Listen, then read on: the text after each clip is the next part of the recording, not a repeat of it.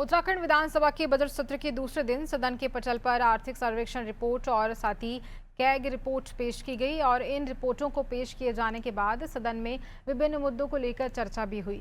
हरिद्वार जिले की मंगलोर विधानसभा सीट से कांग्रेस विधायक काजी निजामुद्दीन ने इन रिपोर्टों को लेकर के अपनी प्रतिक्रिया दी है। अनादि टीवी से खास बातचीत में उन्होंने कहा कि आर्थिक सर्वेक्षण और कैग रिपोर्ट में कई ऐसे तथ्य सामने आए हैं जिन पर सरकार को गंभीरता से जवाब देना चाहिए। उत्तराखंड विधानसभा के बजट सत्र का आज दूसरा दिन है। सदन के दूसरे दिन की कार्रवाई के दौरान आर्थिक सर्वेक्षण रिपोर्ट और कैग की रिपोर्ट को टेबल किया गया है। कैग की रिपोर्ट का अभी तक विधायक क्या अध्ययन कर पाए हैं? मंगलौर विधानसभा क्षेत्र से विधायक कांग्रेस के विधायक काजी निजामुद्दीन हमारे साथ मौजूद है। उनसे जान लेते हैं कि अभी तक वो क्या अध्ययन कर पाए हैं। विधायक जी, आप कैग की रिपोर्ट का और आर्थिक सर्वेक्षण रिपोर्ट का अभी तक क्या अध्ययन कर पाए हैं, क्या कहना? देखिए, ये कायदे से आर्थिक सर्वेक्षण बजट पेश होने से कि पहले पेश होना चाहिए, लेकिन चलिए सरकार नई नई रिवायतें शुरू कर रही है। आज ये महालेखाकार की रिपोर्ट है और ये नमामि गंगे का ऑडिट रिपोर्ट है। अगर आप इस नमामि गंगे की ऑडिट रिपोर्ट को पढ़ेंगे, जो भी सनातन में विश्वास रखने वाला व्यक्ति होगा, भारत का कोई भी नागरिक होगा, उसको ये रिपोर्ट बिल्कुल अच्छी नहीं लगेगी। इसमें आप पहले ही लाइन आप यहाँ से शुरू करिए, ये 13वां नंबर पेज है, 2.3.3 गंगा के जीर्णोद्धार के लिए सीवेज सुविधाओं को सुदृढ़ में राज्य सरकार द्वारा कोई वित्तीय योगदान न किया जाना। अगर ये मैं कह देता, ये कैग रिपोर्ट है जो सदन में पेश हुई। आगे पढ़िए,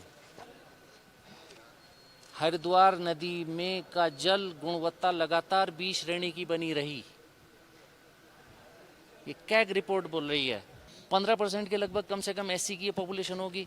अनुसूचित जनजाति के लिए भी बहुत अच्छे आंकड़े नहीं है। और माइनॉरिटी का तो इन्होंने दिखा रखा है 3 साल से, खुद ही लिख रखा है, अपने प्यार से लिख दिया, भारत सरकार स्तर से छात्रवृत्ति पोर्टल के अग्रिम आदेशों तक बंद है, जबकि उसके लिए पैसा अच्छे खासा इन्होंने करोड़ों का पैसा रखकर और पोर्टल 3 साल से पोर्टल बंद कर दिया। चलो, इसे तो हम एक्सपेक्ट करते हैं, लेकिन हम नमामि गंगे को एक्सपेक्ट नहीं करते थे। विधायक जी, यही हम जानना भी चाह रहे थे कि जिस तरह से आपने इसका अध्ययन किया है, आर्थिक सर्वेक्षण रिपोर्ट का अध्ययन किया है, अब चूंकि आपने कुछ पॉइंट आउट किए हैं, क्या कहेंगे सरकार से?